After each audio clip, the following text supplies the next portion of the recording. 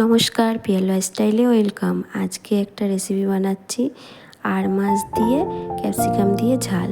পরিমাণ মতন লবণ, হলুদ গুঁড়ো আর সামান্য সর্ষের তেল দিয়ে ভালো করে মাখিয়ে নেবো মাছটাকে।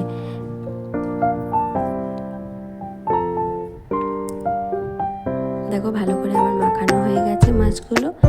একটা মশলা তৈরি করব, রসুন পেঁয়াজ দিয়ে একটা মশলা তৈরি করে নেবো। কড়াইতে সামান্য তেল দিয়ে মাছগুলো ভেজে নেব। মাছগুলো বিশাল ফোটে, দেখাতে পারলাম না। দেখো লাল লাল করে ভাজা হয়ে গেছে। সবাই মাছ ভাজতে পারো।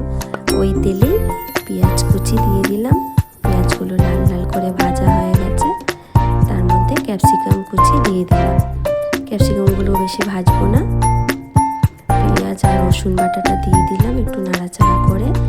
আদা বাটা, কাঁচা লঙ্কা বাটা, দেখো কাঁচা লঙ্কা বাটা দিয়ে দিচ্ছি।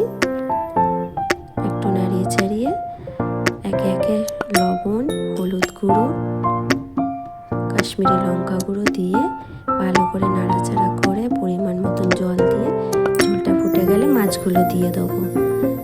2 মিনিটে ঢাকা দিয়ে তুলে আমার মাছের ঝাল রেডি।